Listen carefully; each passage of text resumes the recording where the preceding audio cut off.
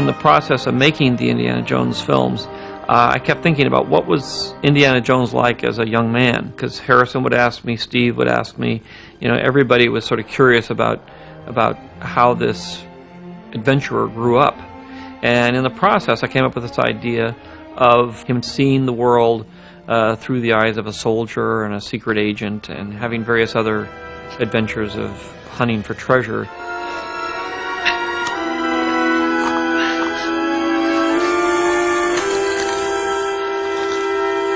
It's a diamond.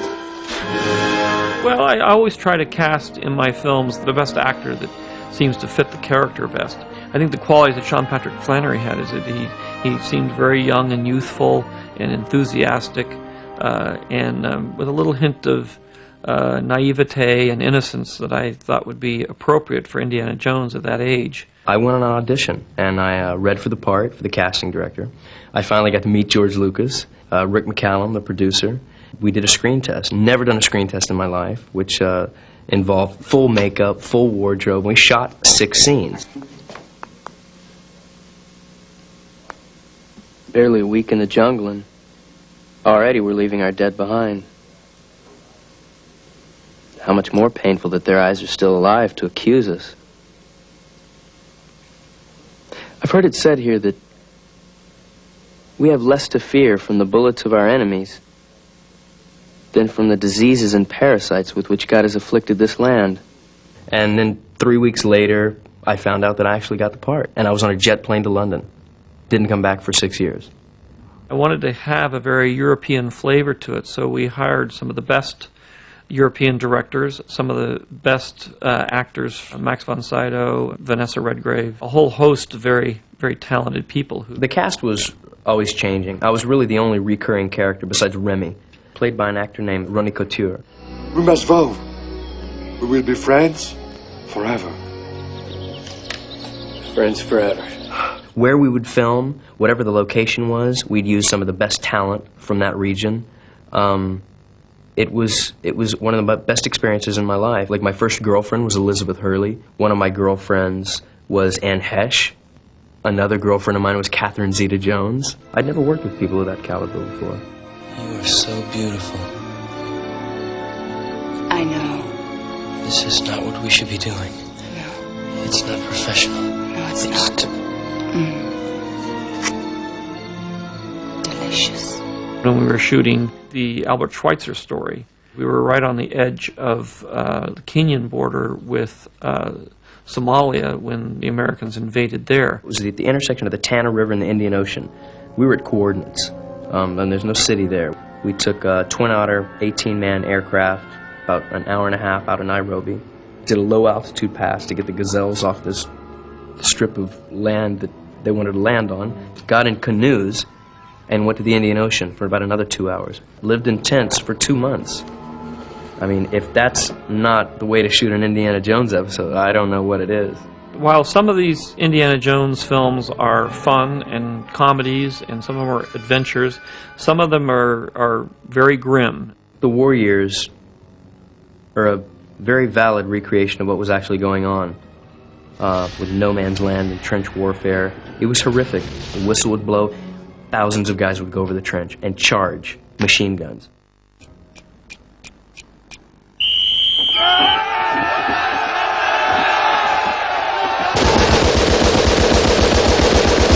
I think it's a very important film for people to see in terms of understanding what it was like to fight in World War I.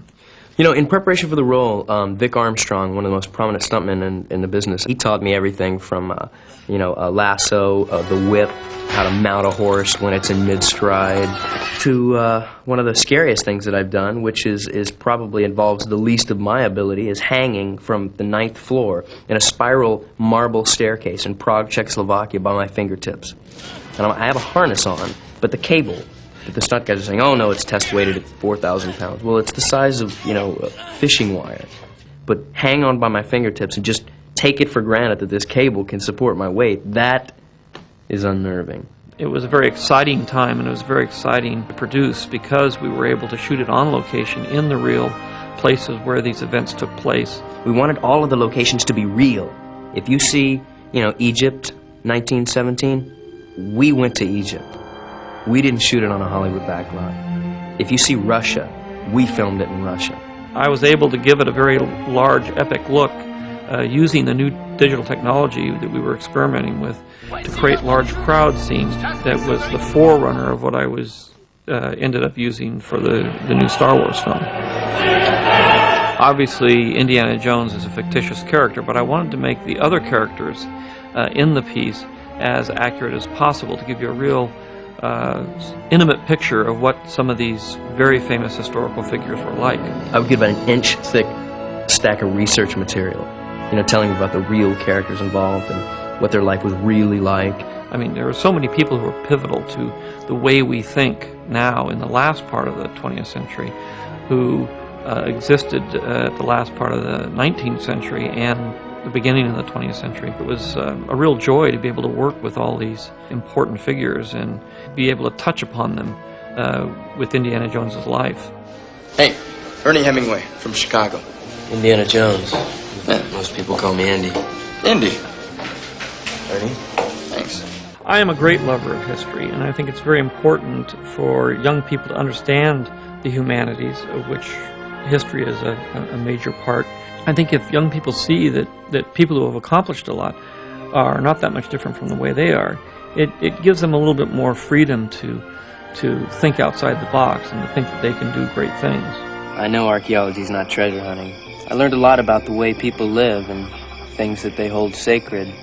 There are all kinds of ways of life in this world. One is not right, one is not wrong. Understanding others, we can accept them, and through acceptance comes a peaceful world. Yeah. Good night, Indy. Good night.